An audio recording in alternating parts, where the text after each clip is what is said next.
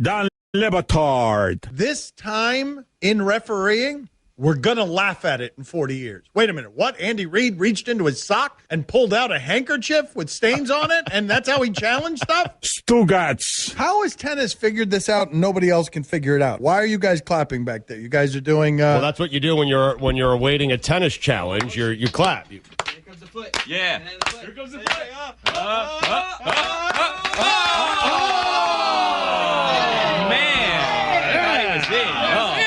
Great call. Yeah. This is the Dan LeBatard Show with the Stugotz. You guys familiar with LeBron James? Yes. Yep. Well, for those of you who aren't, he's a basketball player for the Cleveland Cavaliers. He used to play for the Cavs. Then he came down to Miami. It was great. Then he betrayed us and he went back to Cleveland. And at that time, Dan thought it was a good idea to spend $100,000 on billboards. And WEWS News led their newscast with that story, and here it is. Now at 11, it's a sign of the times. This billboard poking fun at LeBron James went viral yesterday.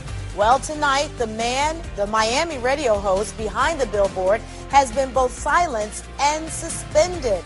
Good evening. I'm Danita Harris. Chris is in Chicago tonight getting ready for tomorrow's vote to bring the 2016 Republican National Convention to Cleveland. We're going to check in with him in just a few moments. But first, message delivered. You're welcome, LeBron. We showed you the controversial billboard in Akron last night. Now the ESPN radio host who paid for it is now paying the price. News Channel 5's Michael Baldwin live in LeBron's hometown, where Dan LeBatard's silence definitely has people talking. Yeah, Danita, we won't be hearing from ESPN host Dan LeBatard anytime soon. That's because he's been suspended for 2 days. He's been suspended for putting up signs like these throughout the city of Akron. And notice, Danita, I said these. That's because there's more than one. Not one, not two, not three, not four, not five, but six. That's right, 6 of these You're Welcome LeBron Love Miami billboards spread across Akron. They cost about $100,000, and they were put up by ESPN TV and radio host Dan LeBatard, who lives in Miami. Well, the 4-letter network suspended him for 2 days because they say they had no idea what he was up to. They released a statement saying, in part, his recent stunt does not reflect ESPN standards and brand. We were not made aware of his plans in advance. LeBatard sent a text to a reporter in response to the suspension, which reads, I guess ESPN didn't find it at all quite as funny as I did. Nope.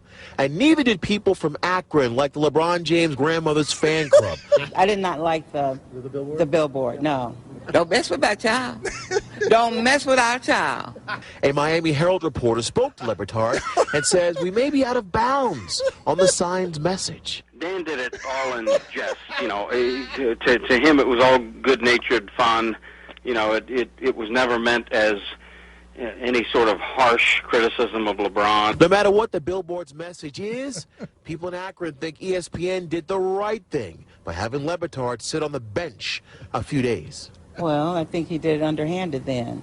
You know, if they didn't know about it, they did the right thing by suspending him. You know, of those 6 billboards that we found one near Springfield Township and another one near Coventry. It was just over the Akron line. Now, again, Dan LeBatard's producer is supposed to be coming to the rally tomorrow. He says he has another few surprises for us. We'll have to see what those are. Yeah. All right, we're live in Akron. I'm Michael Baldwin, News Channel 5. Oh, wonder what they could be. Okay, thank you very much, Michael. That led the news. That's right. Before the Republican National Convention, the producer that was going, ESPN nuked those plans of the producer going to Akron. Once they say you're silenced or suspended, do they need to follow up with the second one? The second. You're suspended, so therefore you're silenced. They had you silenced and suspended. I was Do you need to both. follow? I was both. Silenced and suspended. Stugotz. This is the backstory. Stugotz had done First Take with Cassidy Hubbard. Correct. She was hosting First Take when I did it. Yeah. And then in the Bristol cafeteria, he sees Tony Collins and begins talking to her as if she's Cassidy Hubbard. Well, hold on. So I went up there alone without you and Mike to do First Take. Cassidy was hosting it. Then me, you, and Mike went to Bristol together months later, and I was walking around like I owned the joint. That's knew right. Everyone. That's Yes. right. And you were introducing people to others, and Tony Collins was too polite to tell you that she wasn't Cassidy Hubbard. And so then we played a trick on you by bringing in one of them and telling you it was the other. And somebody is saying that one sentence from this is the best reaction in the history of sports. So now Cassidy Hubbard is scampering in here. And Stugotz, what do you have to say to her? Well, I mean, I apologize. I think the flattering thing for Cassidy is even though she wasn't there and even though it wasn't her, I was thinking of Cassidy. I mean, that should be flattering. Well, you want to apologize? She's right here. Thank you. You want to apologize to her face? I apologize, Cassidy. I really do. I should be apologizing to Tony as well. Hopefully we'll get her. Do you like Tony, or is she nice, at least? Tony's very nice. She's from Miami. She went out of her way the last time she was here to find me. The last time I was here. She is a sweetheart. I really like her, though. Right. She went out of her way to find me because she's from Miami. She likes our show. She wanted to meet me. That was like a month ago. And you and I did First Take, I don't know, 6 months ago? But I left a good impression on you, though, then. You left a great impression on me. I am really embarrassed right now. I don't embarrass easily. Well, you're about to be more embarrassed. Oh, no. A little bit more. Oh, no. Because that's Tony! That's not Cassidy! That is Tony! Cassidy does not look like her. It's the same girl you saw we have this brown morning hair, and that you introduced. I'm flattered. Tony, are you telling me I hate all of you? Tony. I hate all of you. You even offered advice to me 2 weeks ago if you need help with anything. Tony!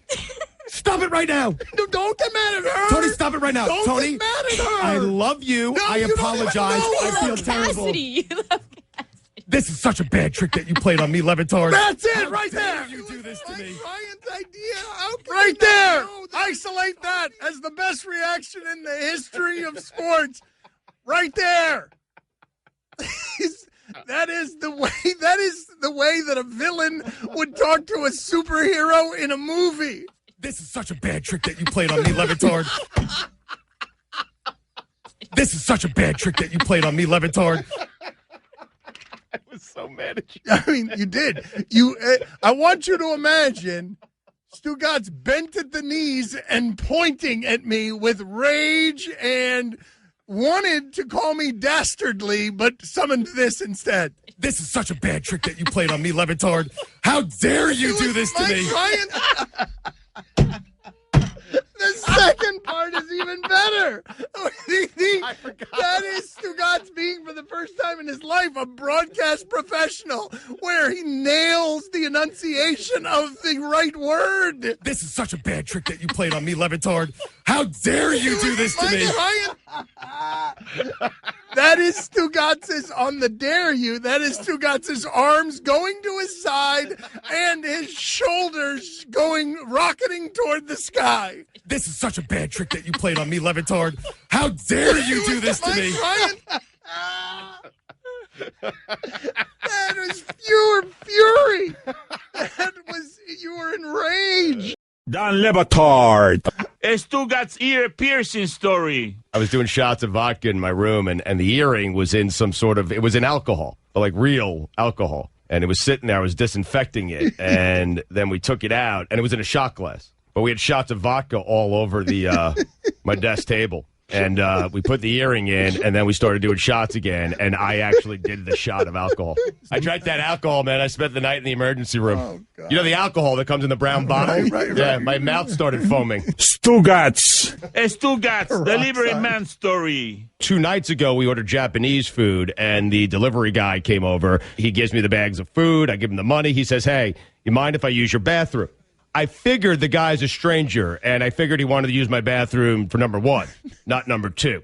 So he was done. He opens the door, and whoo, it is smelly in there, okay? Yeah, right. But I get him out the door, and I get him out of the driveway. So he's pulling out of the driveway as Abby's pulling in.